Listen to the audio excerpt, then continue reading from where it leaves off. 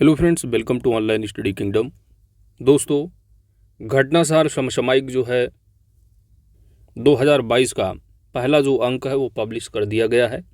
अर्धवार्षिक current affairs की magazine है और घटनासार के बारे में आपको बताने की ज़रूरत ज़्यादा है नहीं। काफ़ी इंपॉर्टेंट मैगजीन है, खासकर यूपी पीसीएस प्रीलिम्स के लिए और उत्तर प्रदेश के जो होने वाले एग्ज़ाम हैं उन सभी के लिए इम्पॉर्टेंट है। साथ ही बिहार पीसीएस, उत्तराखंड पीसीएस का जो भी पेपर हुआ है सभी के लिए इम्पॉर्टेंट है। और बीपीएससी प्लस यूपी पीएससी का पेपर तो होने वाला है ही, और अदर वनडे एग्ज़ाम हो गए UP triple SC, SSC, bank, railway, इन सभी के लिए इम्पॉर्टेंट है। इस मैगजीन में जो करंट अफेयर्स को कवर किया गया है वो अक्टूबर 2021 से लेकर के 25 मार्च 2022 तक के करंट अफेयर्स को कवर किया गया है। आज की वीडियो में जो हम लोग टॉपिक कवर करेंगे ये टॉपिक वाइज दिया है, अद्यतन सार संग्रह है, वन लाइन फैक्ट में दिया है पूरा करंट अफेयर्स, फिर राष्ट्रीय अंतर्राष्ट्रीय, इस तरह पूरा का पूरा यहाँ पर आपको देखने को मिलता है। आज की इस वीडियो में जो कवर किया जाएगा दोस्तों वो टॉपिक होगा उत्तर प्रदेश स्पेशल, जो कि आने वाले एग्जाम यूपी पीसीएस प्रीलिम्स के लिए इम्पॉर्टेंट तो होगा ही, साथ उत्तर प्रदेश के जो होने वाले एग्जाम हैं उन सभी के लिए यूपी स्पेशल करंट अफेयर्स को कवर किया जाएगा। टेलीग्राम चैनल का लिंक वीडियो के डिस्क्रिप्शन में दे रखा है, आप ज्वाइन कर लीजिए, वहाँ पर इसकी पीडीएफ भी मिल जाएगी। साथ ही साथ कमेंट बॉक्स में जाइएगा, वहाँ पर भी इसका लिंक दिया गया है, वहाँ से भी आप डाउनलोड कर सकेंगे। तो आइए दोस्तों, उत्तर प्रदेश विशेष करंट अफेयर्स अर्धवार्षिकी को कवर करते हैं। पहला जो तथ्य संबंधित है वो है देश की पहली मोबाइल हनी प्रोसेसिंग वैन का उद्घाटन।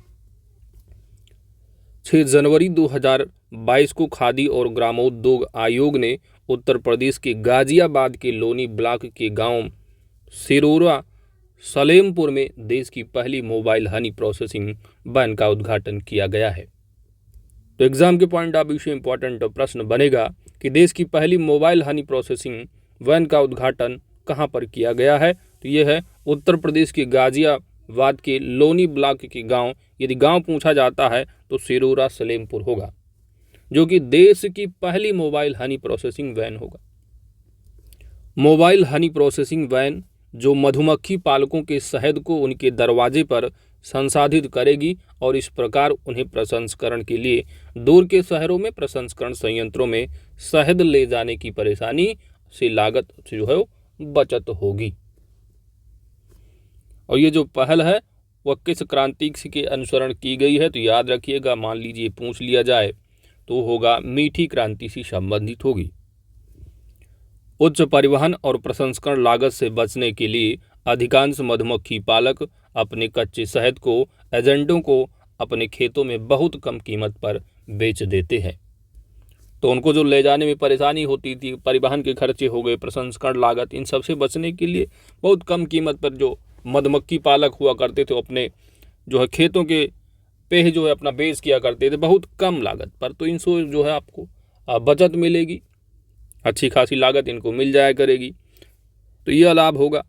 प्रसंस्करण वैन मधुमक्खी पालकों के लिए शहद निकालने और प्रसंस्करण लागत को कम करेगी और शहद में मिलावट की गुंजाइश है, क्योंकि प्रसंस्करण मधुमक्खी पालकों और किसानों के दरवाजे पर किया जाएगा।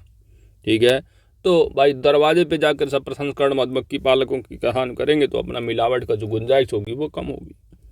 यह देश की पहली मोबाइल हनी प्रोसेसिंग यूनिट है जो 8 घंटे में 300 किलोग्राम तक के शहद का प्रसंस्करण कर सकती है। इस मोबाइल वैन की डिज़ाइन 15 लाख रुपए की लागत से खादी और ग्रामो उद्योग ने अपने बहुविषयक प्रशिक्षण केंद्र पंजोखेड़ा में तैयार किया है।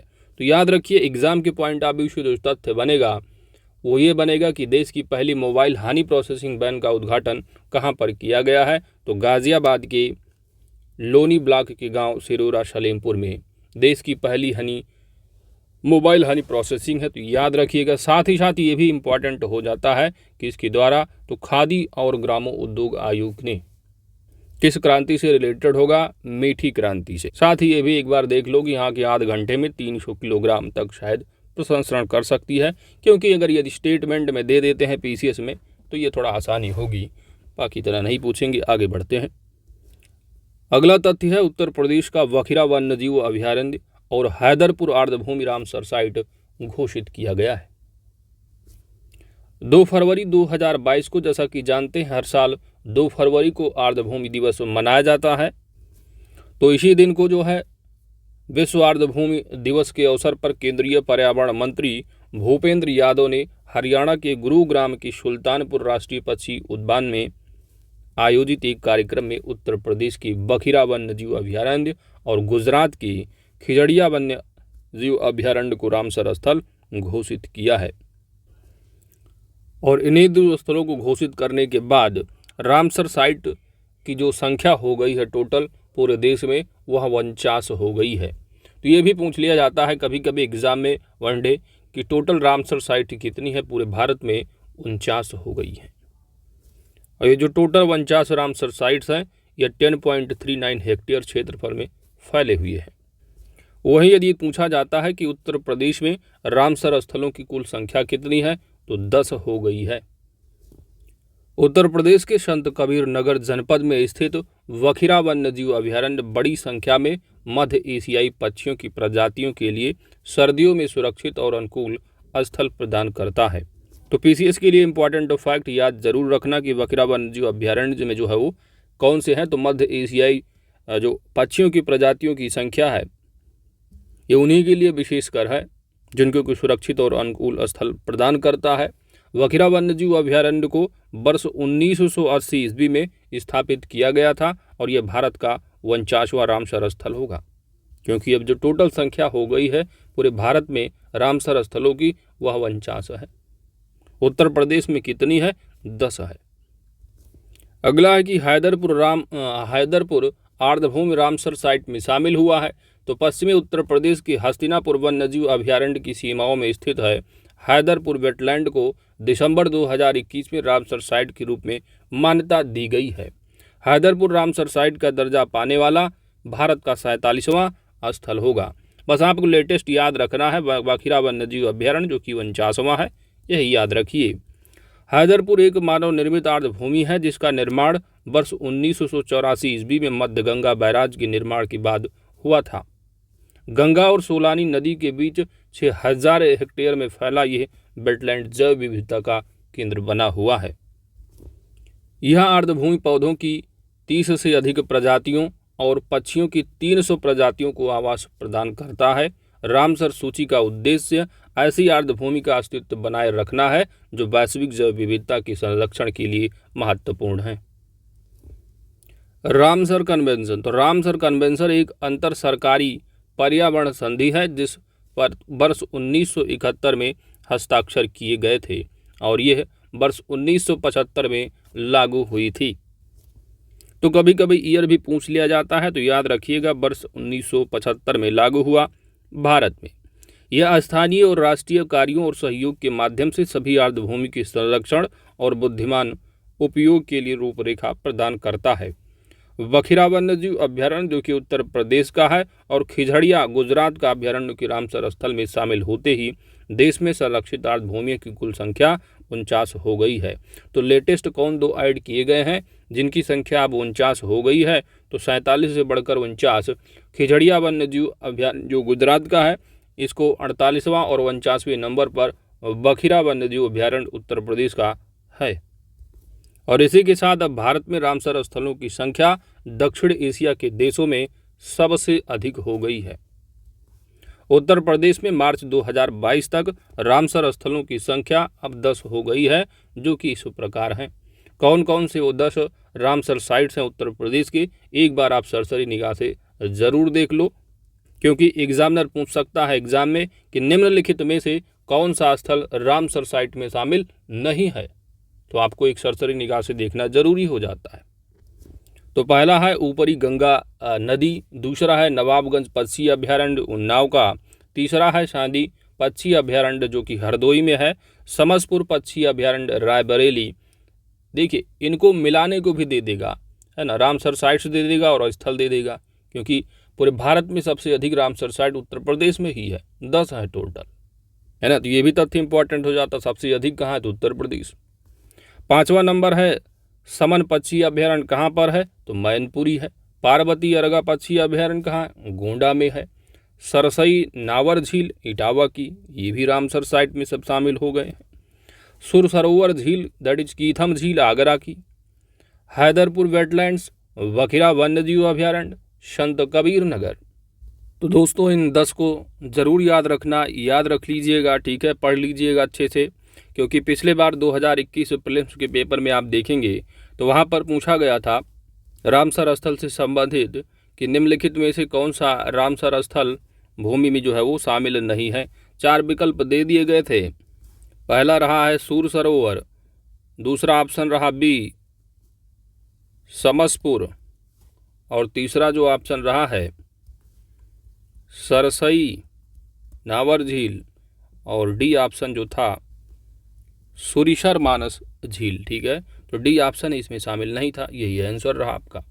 तो इस तरह प्रश्न पूछ लेता है एग्जामिनर। आगे बढ़ते हैं। तो याद रखिएगा दोस्तों रामसर साइट से संबंधित यूपी स्पेशल का कि जो हाल ही में जो उत्तर प्रदेश का शामिल हुआ है वो है वखिरा वन्यजीव अभयारण्य, जो कि रामसर साइट में घोषित किया गया है।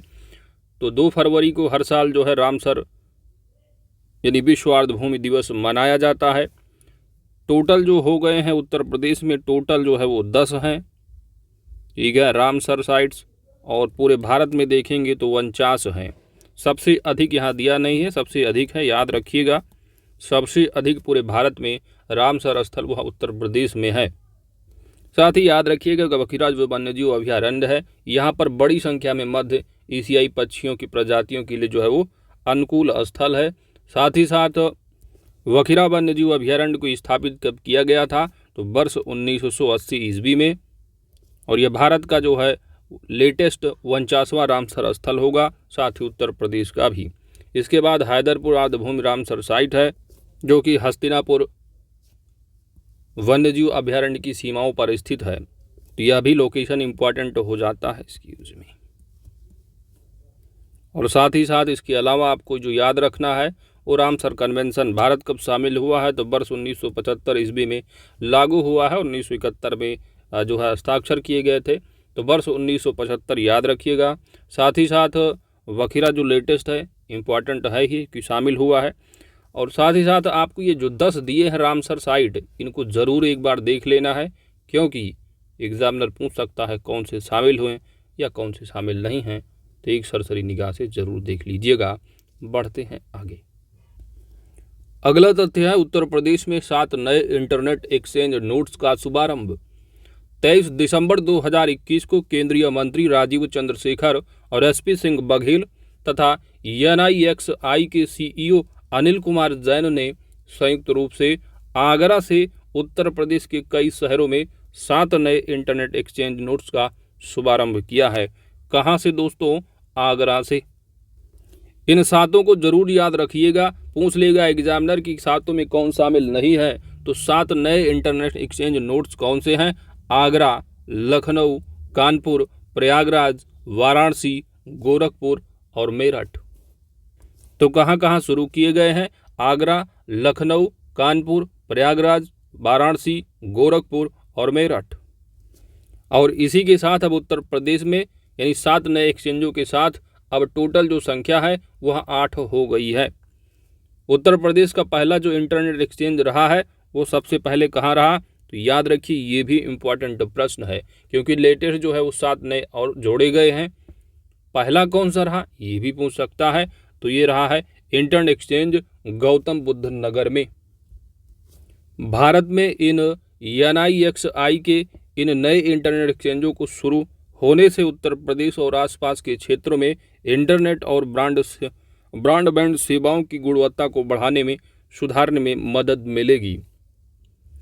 National international exchange of India एक गैर लाभकारी संगठन है जो कि वर्ष 2003 से कार्यरत है। तो दोस्तों इन 7 को जरूर याद रखिएगा, ठीक है। और साथ ही साथ जो पहला रहा है उसको जरूर याद रखिएगा, गौतम बुद्ध नगर पहला रहा है। और जो 7 नए जोड़े गए हैं कहाँ कहाँ पर? आगरा में, लखनऊ, कानपुर, प्रयागराज, वाराणसी, गोरखपुर और मेरठ। टोटल 8 हो गया है, ठीक है।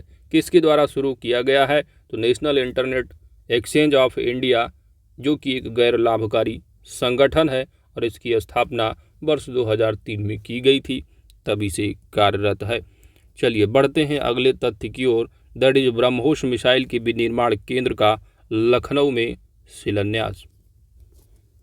भारत व रूस के द्वारा संयुक्त रूप से विकसित ब्रह्मोस सुपरसोनिक क्रूज मिसाइल, जिसके अब तक अनेक परीक्षण सफलतापूर्वक किए जा चुके हैं, इसका उत्पादन लखनऊ में किया जाएगा। कहाँ पर होगा इसका उत्पादन? तो उत्पादन जो सेंटर होगा वह लखनऊ में होगा। लखनऊ में ब्रह्मोस विनिर्माण केंद्र का शिलान्यास मुख्यमंत्री योगी आदित्यनाथ के साथ केंद्रीय रक्षा मंत्री श्री राजनाथ सिंह ने 26 दिसंबर 2021 को किया है। मिसाइल उत्पादन की इकाई के साथ ही रक्षा अनुसंधान एवं विकास संगठन दैट इज DRDO की एक टेस्टिंग लैब रक्षा प्रौद्योगिकी और परीक्षा केंद्र का शिलान्यास भी उन्होंने किया है। ब्रह्मोस के इस उत्पादन के केंद्र के लिए 200 एकड़ भूमि प्रदेश सरकार द्वारा लखनऊ के हरौनी में उपलब्ध कराई गई है, जहां अगले 2 से 3 वर्ष में ब्रह्मोस निर्माण इकाई बनकर तैयार हो जाएगी। कहां? लखनऊ के हरौनी में। इस इकाई में 80 से 100 ब्रह्मोस मिसाइलों के प्रति वर्ष तैयार हो सकेंगी। पहले चरण में नौसेना के लिए ब्रह्मोस न्यू जनरेशन मिसाइलों का उत्पादन यहां किया जाएगा। इस इकाई से प्रतिवर्ष 10,000 लोगों को प्रत्यक्ष एवं अप्रत्यक्ष रोजगार मिलने की बात कही गई है। तो याद रखिए, इंपॉर्टेंट तथ्य है, यदि पूछा जाता है कि हाल ही में ब्रह्मोस मिसाइल के विनिर्माण केंद्र का उद्घाटन या शिलान्यास कहां पर किया गया है, ये कहां होगा? लखनऊ की हरौनी में। ठीक है, इतना ही तथ्य इंपॉर्टेंट है। कब किया गया है? तो 26 दिसंबर 2021 को। ठीक है, साथ ही साथ DRDO के टेस्टिंग लैब रक्षा प्रौद्योगिकी की भी बात की गई है। तो बस इंपॉर्टेंट तथ्य यही है कि आपको याद रखना है कि जो ब्रह्मोस मिसाइल के विनिर्माण केंद्र का शिलान्यास किया गया है लखनऊ हरौनी में। That's it. आगे बढ़ते हैं। देश के सबसे लंबे एक्सप्रेसवे पूर्वांचल एक्सप्रेसवे का उद्घाटन। तो ये ऑलरेडी घटना चक्र पॉइंटर में भी कवर कर चुके हैं। देख लीजिए कि देश में अब तक के सबसे लंबे एक्सप्रेसवे, जिसकी लंबाई 341 किलोमीटर है, यह पूर्वांचल एक्सप्रेसवे का उद्घाटन प्रधानमंत्री नरेंद्र मोदी ने 16 नवंबर 2021 को सुल्तानपुर में किया है। लंबाई कितनी? 341 किलोमीटर। रुपया कितना है? तो 22,400 करोड़ रुपए की लागत से बने इस देश के सबसे लंबे एक्सप्रेसवे के द्वारा बाराबंकी कहाँ से गुजरेगा, ये भी इम्पॉर्टेंट हो जाता है। तो बाराबंकी, अमेठी, अयोध्या, सुल्तानपुर, अम्बेडकर नगर, आजमगढ़, मऊ अब लखनऊ और गाजीपुर से भी जुड़ गए हैं। तो कौन कौन डिस्ट्रिक्ट को टच करता है, कहाँ से गुजरता है, यह भी इम्पॉर्टेंट हो जाता है एग्जाम के पॉइंट ऑफ व्यू से। इस एक्सप्रेसवे के उद्घाटन के लिए श्री मोदी ने वायुसेना के सुपर हरक्यूलिस विमान से ही एक्सप्रेसवे पर लैंडिंग की। वायुसेना के सुखोई 30 व मिराज 2000 जैसे विमानों ने भी एक्सप्रेसवे पर लैंडिंग व टेक ऑफ होकर अपनी शक्ति का प्रदर्शन इस अवसर पर किया है। पूर्वांचल एक्सप्रेसवे देश का ऐसा तीसरा एक्सप्रेसवे है जिस पर लैंडिंग व टेक ऑफ भारतीय वायुसेना के विमानों ने किया है। उल्लेखनीय है कि दिल्ली मुंबई एक्सप्रेसवे के पूरा होने के बाद देश में सबसे लंबा एक्सप्रेसवे होने का जो रिकॉर्ड है वह पूर्वांचल एक्सप्रेसवे के नाम नहीं रहेगा। ठीक है, तो अभी तक का सबसे लंबा रहा है। और जैसे ही दिल्ली मुंबई एक्सप्रेसवे का उद्घाटन या उसका जो पूरा काम हो जाएगा तो यह हो जाएगा पूर्वांचल एक्सप्रेसवे दिल्ली मुंबई एक्सप्रेसवे से छोटा, क्योंकि इसकी जो है वो 341 है। साथ ही साथ आप जानते हैं गंगा एक्सप्रेसवे की बात हो रही है, यदि वो भी हो गया तब फिर जानते हैं सबसे लंबा वो भी हो जाएगा। तो ये सारी बातें हैं, ध्यान दीजिएगा। लेकिन गंगा एक्सप्रेसवे जो होगा वह दिल्ली मुंबई एक्सप्रेसवे से छोटा होगा, क्योंकि ये 1350 किलोमीटर की बात कर रहा है और ये मार्च 2023 तक पूरा होने की उम्मीद बताई जा रही है।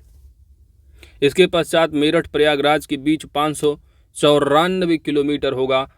गंगा एक्सप्रेसवे का निर्माण भी 2024 तक पूरा करने की बात की जा रही है। तो 23 तक होगा तो वही होगा दिल्ली मुंबई एक्सप्रेसवे लंबा, क्योंकि 1350 से 594 गंगा है। तो अभी तक कौन सा है?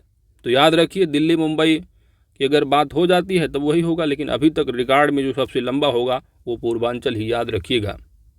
और साथ ही साथ दिल्ली मुंबई एक्सप्रेस वे निर्माण की जो बात की जा रही है, ये भी टाइम पीरियड भी पूछ लिया जाता है, तो याद रखिए संभावना है 2023 तक।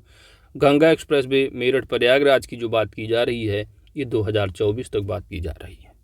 यही तो घटना चक्र पॉइंटर में भी कवर कराया गया है। वहाँ पर पट्टी की भी बताई जा रही है कि कहाँ पर जो 3 किलोमीटर की जो हवाई पट्टी होगी उसका निर्माण कहाँ किया, यह इसमें नहीं दिया गया है, लेकिन आप वहाँ से कवर कर लीजिएगा। देखिए सोर्स जो है करंट अफेयर्स का पीसीएस के लिए बिल्कुल लिमिटेड रखिए। घटना चक्र को पढ़ते रहिए, साथ ही घटनासार, इतना ही पर्याप्त होगा। ज़्यादा फैलेंगे तो कुछ नहीं हो पाएगा। तो सोर्स लिमिटेड है, उसी को बार बार रिवाइज कीजिए दोस्त। आगे बढ़ते हैं। अगला तथ्य है झांसी रेलवे स्टेशन का नाम अब वीरांगना लक्ष्मीबाई स्टेशन होगा। उत्तर प्रदेश के इलाहाबाद जंक्शन नाव प्रयागराज। इलाहाबाद जंक्शन का नाम Prayagraj junction, Mughalsarai railway station का नाम दीनदयाल उपाध्याय जंक्शन, फैजाबाद स्टेशन का नाम अयोध्या तथा मध्य प्रदेश में हबीबगंज रेलवे स्टेशन का नाम अब रानी कमलापति रेलवे स्टेशन करने के बाद, देखिए रानी कमलापति अभी जो हाल ही में उत्तराखंड पीसीएस का पेपर हुआ वहाँ पर पूछ लिया गया था तथ्य। तो इसका नाम जो है अब उत्तर प्रदेश के झांसी रेलवे स्टेशन का नाम अब ये चेंज करके रख दिया जा रहा है वीरांगना लक्ष्मीबाई। 1889 ईस्वी में स्थापित इस रेलवे स्टेशन का नाम बदलने की प्रदेश सरकार के प्रस्ताव को केंद्रीय गृह मंत्रालय की मंजूरी मिलने के पश्चात प्रदेश सरकार के नाम परिवर्तन की अधिसूचना 29 दिसंबर 2021 को जारी कर दी गई है। समझ रहे हैं आप? इस पॉइंट को बदलिए, इस पॉइंट को आप देखिए। केंद्रीय गृह मंत्रालय की मंजूरी की बात की जा रही है, तो ये भी आप जानना जरूरी हो जाता है। मंजूरी किसकी प्रदान की जाती है? तो केंद्रीय गृह मंत्रालय। तो याद रखिए दोस्तों, जो नाम बदले गए हैं कौन कौन से कहाँ के नाम हैं, यहाँ पे आप सरसरी निगाह से देख लीजिएगा। लेटेस्ट आप याद रखिए, झांसी रेलवे स्टेशन का नाम वीरांगना लक्ष्मीबाई हो गया है। ठीक है, रानी कमलापति यूके पीसीएस में पूछ ही लिया गया। अगला तथ्य है दांदूपुर रेलवे स्टेशन का नाम माँ बाराही देवी धाम हो गया है। तो उत्तर प्रदेश में लखनऊ वाराणसी रेल खंड पर स्थित दादूपुर रेलवे स्टेशन का नाम माँ बाराही देवी धाम किया गया है। इस नए नामकरण की घोषणा मुख्यमंत्री योगी आदित्यनाथ ने दिसंबर 2020 में ही की थी। विभिन्न औपचारिकताएं पूरी होने के पश्चात दादूपुर का यह नाम 25 नवंबर 2021 से प्रभावी हो गया है।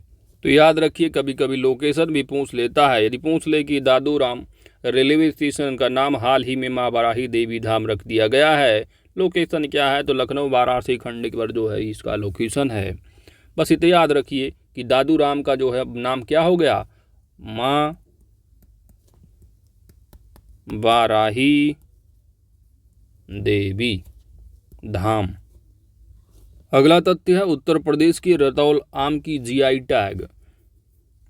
13 अक्टूबर 2021 को उत्तर प्रदेश के बागपत जिले में उत्पादित किए जाने वाले प्रसिद्ध रतौल आम को भौगोलिक जीआई टैग जो है वो प्रदान किया गया है।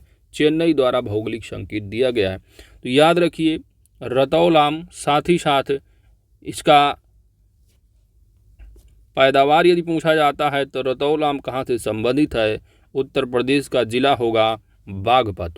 इसको हाल ही में जीआई टैग प्रदान किया गया है। इस आम का जो नामकरण है वो रतौल गांव के नाम पर किया गया है, जहां इसकी उत्पत्ति हुई थी। रतौल आम कहाँ? बागपत जिला, उत्तर प्रदेश। यह आम अपनी विशेष सुगंध और स्वाद के लिए प्रसिद्ध है। इस आम को पाकिस्तान द्वारा अपनी मूल उपज के रूप में भी दावा किया जाता है। ये पाकिस्तानी बोलते हैं कि हमारी उपज है। ठीक है, तो ये दावा करते हैं लोग अपना। तो याद रखिए रतौल आम को अच्छी जल निकासी वाली मिट्टी दैट इज 5.5 से लेकर के 7.5 पीएच मान वाली मिट्टी जो है वो रतौली जो रेतीली और दोमट मिट्टी है, इसमें जो है इसको उगाया जाता है रतौल आम को। ठीक है, तो रतौल आम कैसा होगा? रतौल आम के लिए कौन सी? रतौल से होगा रेतीली। इस तरह बना लेना, याद रखिएगा। रतौली और दोमट मिट्टी जो है उपयोग में की जाती है। पीएच मान इसके लिए मिट्टी का जरूरी कितना है, तो वही जो रेतीली मिट्टी है 5.5 से 7.5।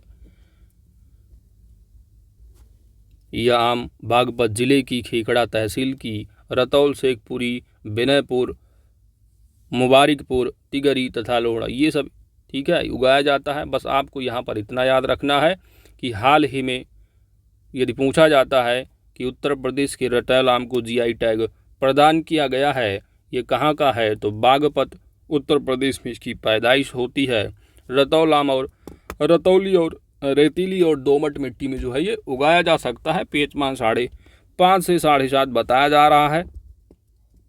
बस इतना याद रखो, यही इम्पोर्टेंट है। आगे बढ़ते हैं। अगला है आपका उत्तर प्रदेश तथ्यसार वन लाइनर में दिया गया है। इसको कवर करने के बाद आपका अर्धवार्षिक करंट अफेयर्स यूपी स्पेशल का जो यूपी पीसीएस प्रीलिम्स के लिए इम्पोर्टेंट बन सकते हैं, आप यहाँ कवर कर लेंगे। प्रधानमंत्री नरेंद्र मोदी ने हाल ही में मेरठ के किस कस्बे में मेजर ध्यानचंद यूनिवर्सिटी की आधारशिला रखी है, तो यूके पीसीएस यानी उत्तराखंड पीसीएस का जो पेपर हुआ वहाँ पर भी यह प्रश्न पूछने को देखने को मिला आपको। तो यह सरधना कस्बे सलवा और कैली गांव की बात की जा रही है। वहाँ पर एग्जाम में पूछा गया कि मेजर ध्यानचंद यूनिवर्सिटी की जो स्थापना है वो कहाँ पर की जाएगी। ऑप्शन में रहा है मेरठ। पेपर आप चैनल पर देखे होंगे, मिला होगा, टेलीग्राम को आप देख लीजिएगा, वहाँ पर मिल जाएगा पेपर। हाल ही में जल शक्ति मंत्रालय द्वारा किस दिशा में उल्लेखनीय प्रयास के लिए उत्तर प्रदेश को शीर्ष स्थान प्रदान किया गया है, जल संरक्षण में। तो याद रखिएगा, यदि पूछा जाता है एग्जाम में निम्नलिखित में से किसमें जो है उत्तर प्रदेश को शीर्ष स्थान प्रदान किया गया है, जल शक्ति मंत्रालय के द्वारा जल संरक्षण में। उत्तर प्रदेश के मुख्यमंत्री योगी आदित्यनाथ ने आजमगढ़ विश्वविद्यालय का नाम क्या रखने की घोषणा की है, तो महाराजा सुहेलदेव विश्वविद्यालय होगा। हाल ही में किस आयोग ने उत्तर प्रदेश के एक गांव में देश की पहली mobile honey processing van launch की है, तो यह है खादी और ग्राम उद्योग आयोग। डिटेल में पढ़ के आ रहे हो अभी। हाल ही में उत्तर प्रदेश सरकार ने किस देश की सीमा पर स्थित 4 गांवों को राजस्व गांव के रूप में घोषित किया है, तो वह नेपाल है। किस देश की सीमा पर स्थित है दोस्त, नेपाल की। अच्छा, उत्तराखंड का जो पीसीएस का पेपर हुआ वहाँ पूछा गया कि इंटरनेशनल जो बाउंड्री है उत्तराखंड के साथ कौन कितने डिस्ट्रिक्ट जो है वो टच करते हैं, तो नेपाल के साथ 3 डिस्ट्रिक्ट और चाइना के साथ 3 डिस्ट्रिक्ट, 6 डिस्ट्रिक्ट वहाँ इस तरह पूछ लिया गया था। चलिए, वो यूके स्पेशल का प्रश्न है। इसी तरह यूपी स्पेशल को भी आप याद रखिए। 16 नवंबर 2021 को प्रधानमंत्री मोदी ने उत्तर प्रदेश में 6 लेन के 340.8 किलोमीटर भारत की सबसे लंबे एक्सप्रेसवे का उद्घाटन किया है। तो भारत का सबसे लंबा एक्सप्रेसवे 341, यहाँ एग्जैक्ट पॉइंट दे दिया गया है, 341 किलोमीटर। याद रखिएगा, पूर्वांचल एक्सप्रेसवे की बात की जा रही है। 12 से 21 नवंबर 2021 के बीच उत्तर प्रदेश में कहां पर हुनर हाट के 32वें संस्करण का आयोजन किया गया रहा, यह लखनऊ में रहा है। केंद्रीय गृह मंत्री अमित शाह द्वारा 13 नवंबर 2021 को उत्तर प्रदेश के किस शहर में 108 करोड़ रुपए की लागत से निर्मित होने वाले राज्य विश्वविद्यालय का शिलान्यास किया गया है, तो यह आजमगढ़ में। नाम क्या होगा, पढ़ के आ रहे हो, महाराजा सुहेलदेव सिंह। 8 नवंबर 2021 को वाणिज्य एवं उद्योग मंत्रालय भारत सरकार द्वारा जारी लीड्स लॉजिस्टिक प्रदर्शन सूचकांक 2021 में उत्तर प्रदेश को कौन सी रैंक प्रदान की गई है, 6ठी रैंक प्रदान की गई है। जब हम पढ़ रहे थे घटना चक्र पॉइंटर करंट अफेयर्स, वहाँ पर इस पॉइंट को बताया गया। रैंक को कैसे याद रखोगे कि लॉजिस्टिक प्रदर्शन सूचकांक में लीड्स कौन करेगा। लॉजिस्टिक, लॉजिक का मतलब लॉजिक लगाइएगा, लॉजिक का मतलब 6 सेंस लगाइएगा, तो 6 का मतलब 6ठी रैंक हो जाएगी। इस तरह दिमाग में रख लेना है। आगे बढ़ते हैं। अगला है आपका, उत्तर प्रदेश सरकार ने अक्टूबर 2021 में किस बॉलीवुड अभिनेत्री को एक जिला एक उत्पाद योजना का ब्रांड एम्बेसडर नियुक्त किया है। बॉलीवुड अभिनेत्री की बात होगी तो जानते हैं हमारे प्रदेश के मुख्यमंत्री माननीय योगी आदित्यनाथ जी कंगना जी के फैन है ही, ठीक है।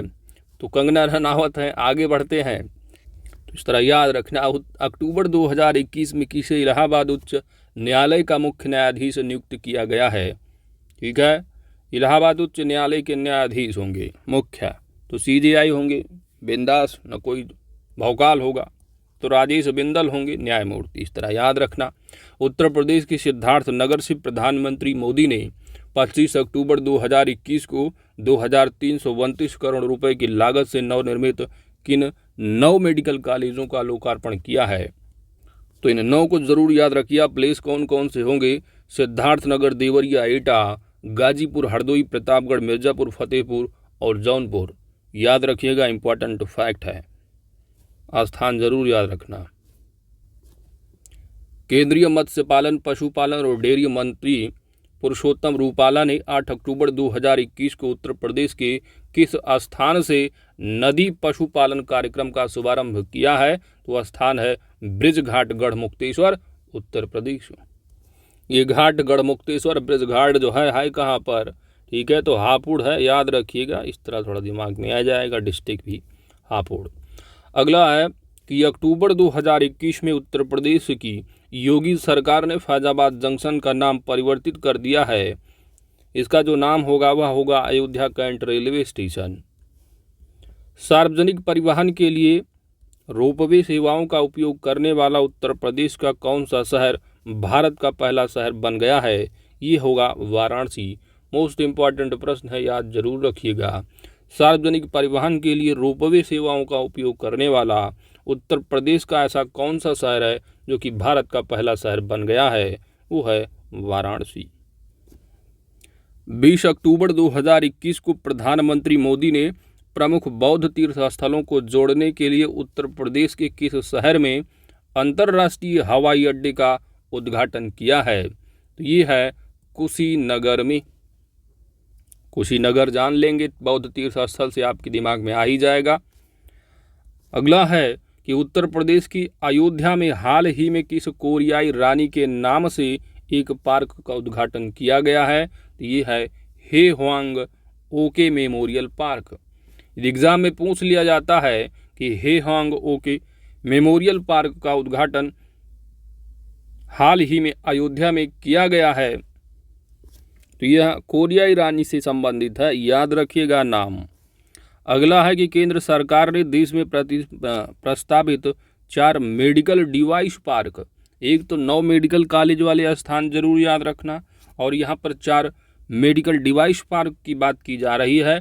इसमें एक डिवाइस पार्क उत्तर प्रदेश में कहाँ स्थापित करने की घोषणा की गई है? तो यह होगा गौतम बुद्ध नगर में। तो ये लेटेस्ट है, इनको याद रखिएगा। उत्तर प्रदेश में कहाँ पर बात की जा रही है? गौतम बुद्ध नगर में। यदि वही एग्जाम में पूछ लेता है कि देश का पहला, ये तो भाई उत्तर प्रदेश की बात हो गई, जो कि 4 लेटेस्ट और ऐड किए जा रहे हैं। यदि पहला पूछ लिया जाता है तो याद रखिएगा सबसे पहला जो है वह केरल राज्य की बात करता है। हाल ही में ब्रिटिश कंपनी हाउस फ्रेश द्वारा जारी एक रिपोर्ट के अनुसार उत्तर प्रदेश के किस शहर को 2020 में दुनिया के 50 सर्वाधिक प्रदूषित शहरों की सूची में दूसरे स्थान पर रखा गया है? वह होगा गाजियाबाद। और यदि आपने घटरा चक्र करंट पॉइंटर पढ़ा होगा तो आपको वहां पर भी बताया गया था कि गाजियाबाद यहाँ का यूपी स्पेशल करंट अफेयर्स है, यूपी का दिया गया है। पहला जो है आप जानते हैं वो चाइना का है, चाइना कंट्री का शहर है, नाम है उसका होटन। होटन जो है ये पूरे विश्व में नंबर 1 है प्रदूषित शहरों की सूची में, और पूरे विश्व में दूसरे नंबर पर आ जाता है उत्तर प्रदेश का गाजियाबाद। संस्कृति मंत्रालय भारत सरकार ने हाल ही में उत्तर प्रदेश के किस शहर में भारतीय विरासत संस्थान स्थापित करने का निर्णय लिया है? इंडियन इंस्टीट्यूट ऑफ हेरिटेज कहाँ पर होगा दोस्तों? नोएडा में। हाल ही में उत्तर प्रदेश सरकार ने अलीगढ़ का नाम परिवर्तित कर क्या रखने की घोषणा की है? अब अलीगढ़ का नाम होगा हरिगढ़। उत्तर प्रदेश सरकार ने हाल ही में किस शहर में मेजर ध्यानचंद स्पोर्ट्स यूनिवर्सिटी स्थापित करने की घोषणा की है? मेरठ में। यह प्रश्न उत्तर उत्तराखंड पीसीएस प्रीलिम्स 2022 जो कि कल पेपर हुआ है 3 अप्रैल को, वहाँ पूछ लिया गया था। अगला प्रश्न है कि उत्तर प्रदेश के सहारनपुर विश्वविद्यालय का नाम भी हाल ही में क्या रखा गया है? तो ये होगा सहारनपुर। आपको मिलाने को भी आ जाता है मेलों वाला कि माँ शाकंभरी देवी का मेला लगता है सहारनपुर में, तो वही नाम होगा यहाँ पर माँ शाकंभरी देवी विश्वविद्यालय। मुख्यमंत्री के रूप में अपने दूसरे कार्यकाल के लिए योगी आदित्यनाथ जी ने 25 मार्च 2022 को लखनऊ के किस स्थान पर शपथ ग्रहण की है? वह होगा इकाना स्टेडियम। ठीक है, तो इकाना स्टेडियम के बारे में आप जानते हैं अखिलेश गवर्नमेंट के टाइम पीरियड में जो है बनाया गया था, तो इसका नाम रहा इकाना स्टेडियम। माननीय योगी आदित्यनाथ जी आते हैं तो इसका नाम भी परिवर्तित कर दिया जाता है और नाम होता है इसका, ये भी याद रखिएगा, नाम है भारत रत्न श्री अटल बिहारी वाजपेयी इकाना क्रिकेट स्टेडियम। इसको इसमें ऐड कर देना है, मान लो पूछ लिया जाता है तो मालूम होना चाहिए। नया नाम 2022 के उत्तर प्रदेश की विधानसभा चुनाव में कुल कितनी महिलाओं ने जीत दर्ज की है?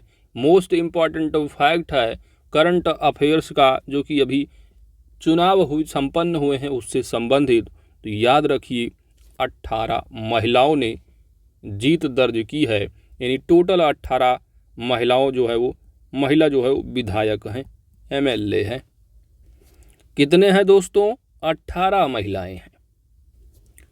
नीति आयोग द्वारा नवंबर 2021 में जारी बहुआयामी निर्धनता सूचकांक में उत्तर प्रदेश को कौन सी रैंक दी गई है? इसको रैंक मिली है तीसरी। बताई जा रही है कि 37.79% जो जनता है वह निर्धन है। हाल ही में उत्तर प्रदेश में कुल कितने नए इंटरनेट एक्सचेंज नोड्स का शुभारंभ हुआ है? तो 7 नए इंटरनेट एक्सचेंज का शुभारंभ हुआ है, और 7 हुआ ही है शुभारंभ, एक पहले से ही रहा है गौतम बुद्ध नगर वाला। तो टोटल जो है 8 हो गए हैं। 7 लेटेस्ट कौन कौन से ऐड किए गए हैं, या एग्जाम में पूछ ले कि उत्तर प्रदेश में इंटरनेट एक्सचेंज नोड का जो नोट्स निम्नलिखित में से कौन से स्थल नहीं शामिल होंगे उसमें से, तो जो स्थल हैं, जो 7 नए स्टेट जिले जोड़े गए हैं जहां पर होगा ये इंटरनेट एक्सचेंज नोड्स, तो वो होगा, पहला तो आपका आगरा रहा है, फिर लखनऊ रहा है, कानपुर रहा है, प्रयागराज रहा है, वाराणसी रहा है, गोरखपुर रहा है और मेरठ रहा है। ये 7 रहे हैं। उसके बाद एक पहला ही रहा है गौतम बुद्ध नगर, टोटल 8 है। तो दोस्तों इसी के साथ आपने टोटल जो पूरा उत्तर प्रदेश का करंट अफेयर्स दिया रहा घटनासार में, वह आपने पूरा का पूरा कवर कर लिया है। इसका PDF आपको वीडियो के डिस्क्रिप्शन कमेंट बॉक्स में जाइए, वहां पर पिन किया गया है, आप वहां से इसको डाउनलोड भी कर सकेंगे। साथ ही टेलीग्राम चैनल आप ज्वाइन कर लीजिएगा @UPPCS किंगडम पर, वहां पर इसका PDF आपको फुल दे दिया गया है। Thanks for watching.